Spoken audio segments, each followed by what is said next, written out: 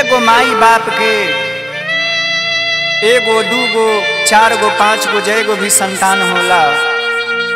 उ माई बाप उ पूरा संतान के पालन पोषण करके बड़ा करेले, लेकिन जब उ माई बाप के बुढ़ापा आवेला, वो बुढ़ापा अवस्था में छोटकू कहिए कि ना माई बाबूजी हमारा में ना रही हैं, मझलू जानस उनकर काम जाने।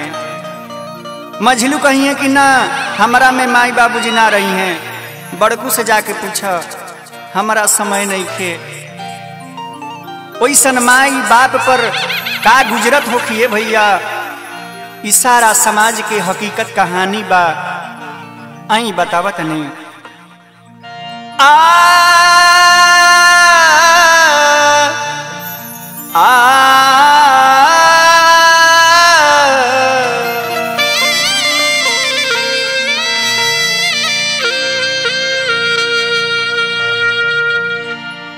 जवन नान्हे से बड़ा कैले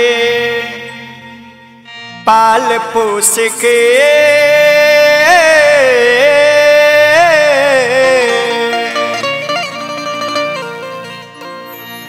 जवन नान्हे से बड़ा कैले पाल पोस के, एगो माई बाप भारी काहे हो जल लोग के, जवन नान्हे से बड़ा कैले पाल पोस के, एगो माई बाप भारी काहे हो जल लोग के, जवन नान्हे से बड़ा कैले पाल पोस के।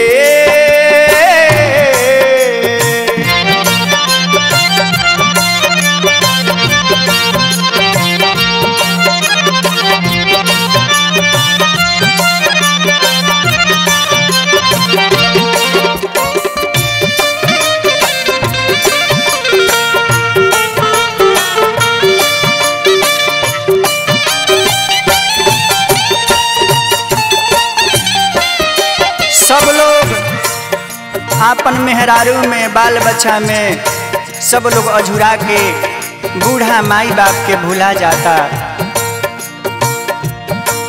आपन दुनिया में सभे अझुराई जाला, माई के ममता के मोल के भुलाई जाला।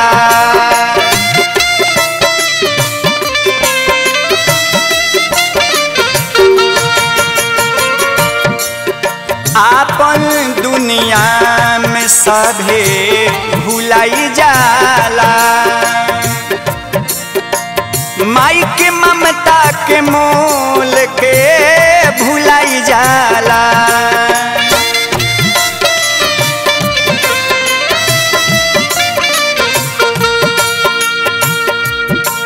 आपन दुनिया में सभे भुलाई जाला,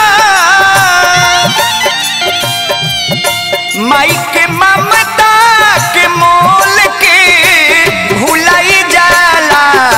केहू ना लऊ के सहारा रोवली लोर से, केहू ना लऊ के सहारा रोवली लोर से, एगो माई बाप भारी काहे हो जल लोग के, जवन नान्हे से बड़ा कैले पाल पोस के।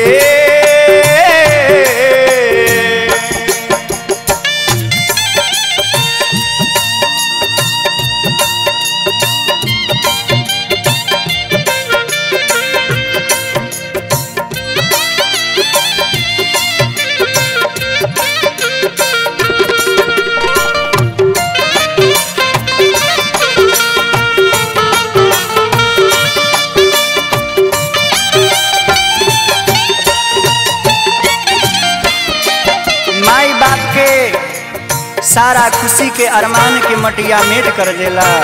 जा रे बेटा, सारा अरमान माटी में खिलाई देला।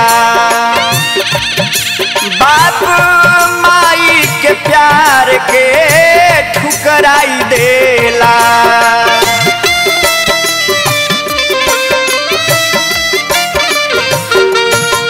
सारा अरमान माटी में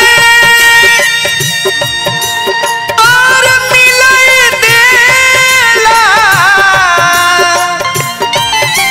बाप माई के प्यार के ठुकराई देला। बिना दवाई के मर जाली रोग से। बिना दवाई के मर जाली रोग से। एगो माई बाप भारी कहे हो जल लोग के जमन नान्हे से बड़ा कैले पाल पोस के। एगो माई बाप भारी कहे हो जल लोग के जमन नान्हे से बड़ा कैले पाल पोस के। एगो माई बाप भारी कहे हो जल लोग के जमन नान्हे से बड़ा कैले पाल पोस के।